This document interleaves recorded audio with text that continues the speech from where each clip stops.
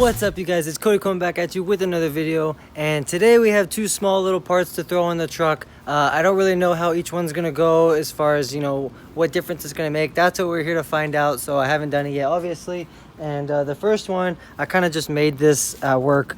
I found this kind of hose material, so you can see it has a small hole in it, but you can't see through it because I capped the other side, right? So I put a wood screw in there and tightened it all the way down, so it's about down to like here maybe.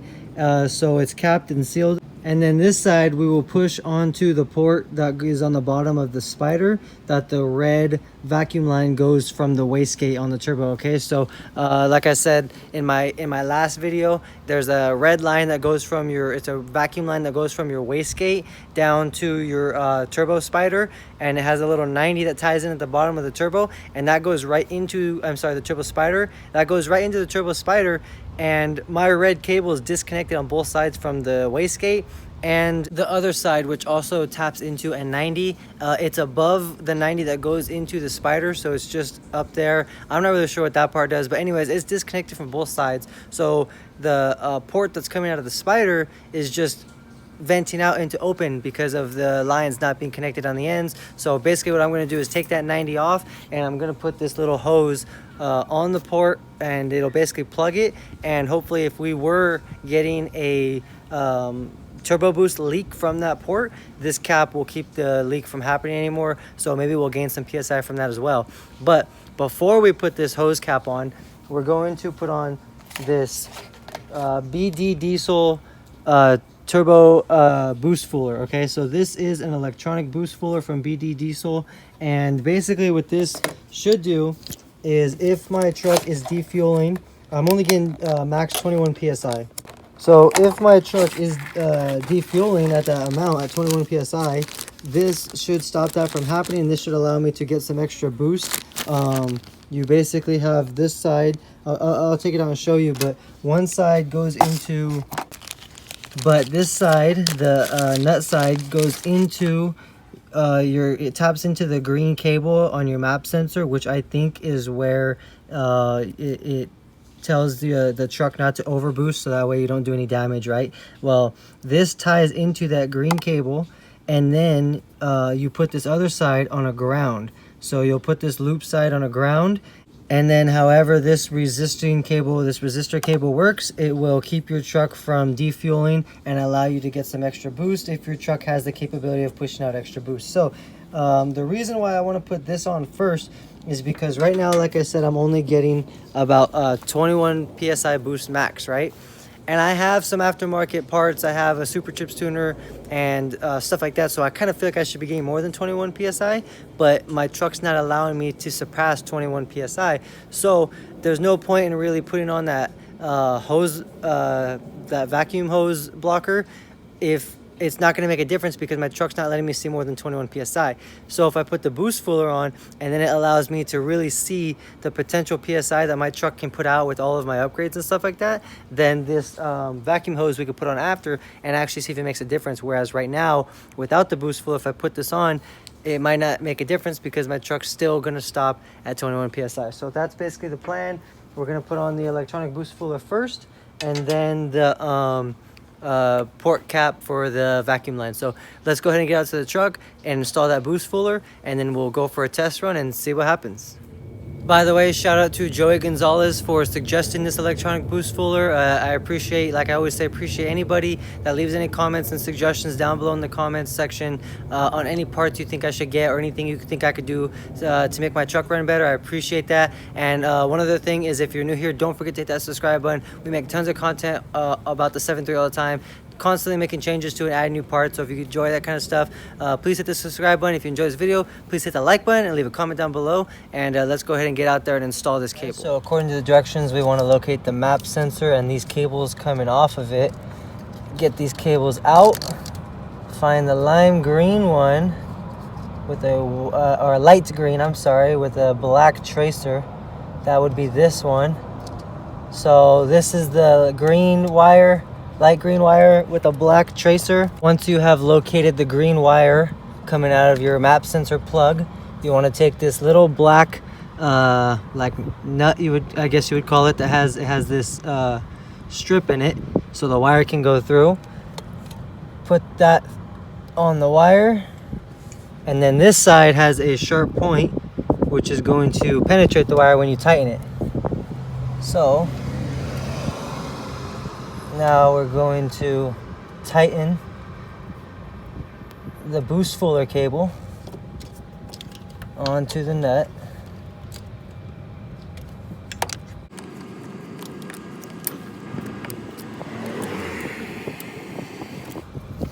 I don't want to go so tight that I cut the wire completely.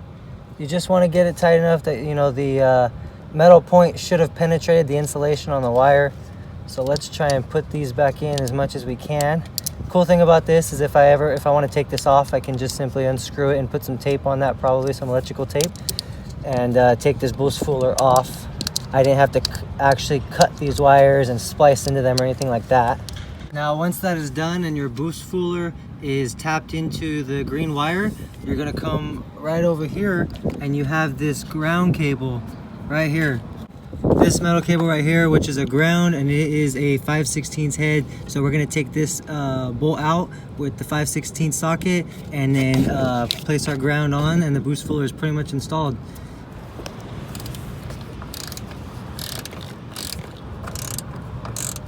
All right, you guys, there it is. About a 5-minute install. Our boost fuller is tapped into the green wire and grounded. So, not sure if, yeah, you guys should be able to see that. So that's pretty much it. I'll come back after we do a run test right now and I start the truck and make sure everything's okay. You know, make sure that this doesn't do anything weird, and I'm gonna keep it on there. I'll come back and throw like electrical tape all around all this right here just to get the wires covered up, but I'm not gonna do that yet. I wanna test everything first, so. All right, so let's go ahead and test this out, see if we notice any difference. All right, you guys, so we're driving now. I haven't really gotten on it. We pretty much got the truck just about as warmed up as it needs to be. So we're gonna test it out right now. Like I said before, I was maxing out at about 21 PSI. So like I said, I haven't really gotten on it, but so far we haven't gotten any codes or anything weird like that. So let's go ahead and hit it, see what kind of boost. Guys, check this out. So we were getting 21 PSI boost before installing the boost fuller, and now look, check this out. At the bottom right there, I am maxing out at 11 PSI, and my service engine soon light is on. Which, by the way, I've had this truck for, I don't even know, a couple years now. I've had this truck for, I think, at least 2 or 3 years. I can't remember right now for some reason. But that service engine light has never come on, except for when I had the Edge tuner, which was, it didn't turn the code off when I had it on the performance tune. It was too much and it was making that light come on, and it wasn't turning it off. My Super Chips tuner keeps it off, but plugging that boost fuller in not only made me go from 21 PSI to 11, but made my service engine light come on. So that's not good. We're gonna take that thing off, man. I don't like that at all. I don't know why. I don't know if it doesn't go good in conjunction with the Super Chips tuner, because other reviews say it worked good, did the job, did what it was supposed to. People saying they got more boost out of it. They said they were getting 20/21 before installing the cable, and then after installing the cable, some people said they were seeing 25, 26. Some people said they had a bunch of other mods on their trucks, so when they installed that cable, they were getting like 28, 29, 30. For whatever reason, I don't know if it doesn't get along with my Super Chips tuner or what it is, but it brought our boost down from 21 to 11 and made the service engine soon light come on. So we're taking that off. Screw that. So yeah, I'm gonna take that off right now. I'm gonna take that off now and get rid of it and tape that green cable back up, and then we will throw on our little cap or plug or hose cap, whatever you want to call it, into the spider where the red cable goes from the wastegate into the bottom of the spider, and see if we're getting a leak there. So let's take that boost fuller off and put this on and see what happens. So I pulled my Super Chips tuner out of the glove box because I was going to read the code and find out why the service engine soon light came on, and then I remembered that my Edge monitor does it now. So let's see what this thing says. Diagnostics. Trouble codes. Read DTCs. P1211. Alright you guys, so after looking up the code, it looks like the code is the same code I was getting when I had the Edge tuner. And when I would put the Edge tuner on performance mode, anytime I got on it really hard, that service engine light would service engine soon light would come on, and it was basically saying that there was too much. And it was basically saying that there was like too much on the injectors and or the H-pop. Like you know, you have it on a real high tune and the H-pop pressure gets really high and it's not used to that. And like I said, the Edge tuner didn't clear that. My Super Chips tuner does clear that, and so I don't get that service engine soon light with the Super Chips tuner. And this boost fooler apparently has basically like taken away that ability from my Super Chips tuner. It's not overriding it. We weren't, you know, it didn't feel like it was any faster, like we were getting more boost, but it was just reading 11. It did kind of feel about the same, but we were only reading 11 psi, and the service engine soon light came on. So like I said, I'm gonna take that thing off and get rid of it. Maybe it works for some people, especially maybe with different types of tuners and chips, but with what I got, my setup, whatever it is, my truck, that boost fluid doesn't work. So we're gonna take that thing off right now, and then we'll use the Edge monitor to clear the codes, and the service engine soon light should shut off. All right, so let's get to it. All right, you guys, so the boost fooler cable is off, as you can see, and I put the cables back in. I put some electrical tape around that green cable that we put the boost fooler on, and then put it all back in there. So that's done. The boost fooler is off. Now this is the red line that I was telling you guys about. Let's see if I can get you a view. See how it's not connected to the wastegate in there? See the wastegate port right there? So that has been like that for I don't know how long. I just discovered it the other day. So it could have been recent, or it could have been the entire time I owned the truck, but this is not connected there.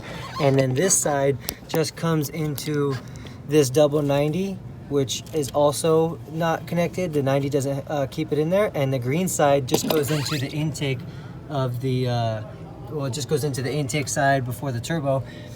This 90 right here, this little 90 that you can barely see right there, that is the side that goes directly into the spider. And you can see, it's freaking hot. If I pull it out, all right, there we go. So I pulled it out. You can see that port right there.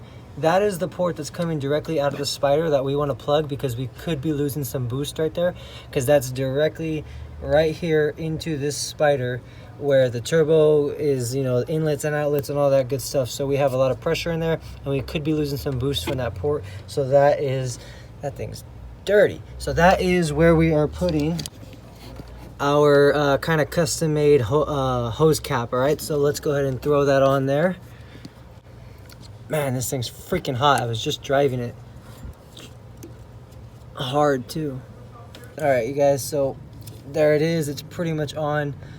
So we are capped now, and then just to make sure that that's going to stay on there, because I don't really know how much pressure is going to come out, I have a hose clamp, so we're going to throw a hose clamp on there as well. It's kind of a big one, but it should tighten down enough just to help make sure that thing stays on there. So let's throw this on too. All right, guys, so our little hose cap is on. Like I said, that hose clamp is a little big. It's not technically the right size, but I did get it to tighten down on the hose, so it should be pretty secure. I don't really know how much boost we could be losing from that port, but let's see if it makes a difference. Let's go for another test drive and see if hopefully we actually gain some PSI out of doing this mod. So let's check it out.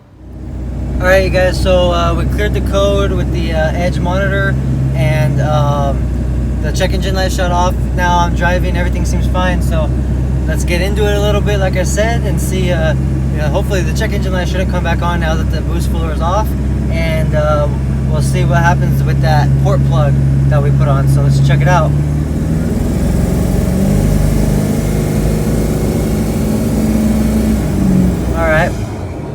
All right, so it's real shaky when I try and show you guys the Edge monitor, but we basically still got 21 PSI, but you know, no check engine light or anything like that, so that's good.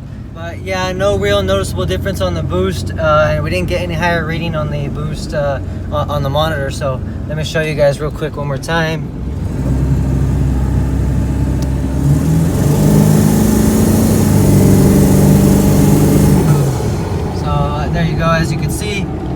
21 psi again. Oh, let me zoom out.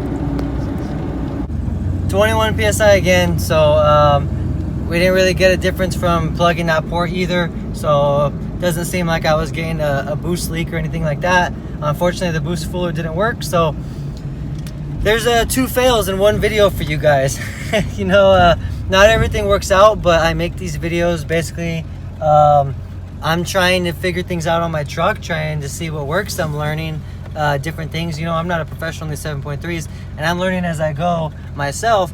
And I'm just making videos about it so that way I can show you guys, you know, what works and what doesn't for me, so you guys can kind of learn. So like I said, I don't always know what's gonna work. I don't know the best things to do, but I try them, show them to you guys so you guys can see what happens, and then maybe you guys can make decisions on whether or not you want to try it as well or whatever. But that was basically 2 fails in one video. We got no difference from the boost fooler, and no difference from plugging that port on the Spider.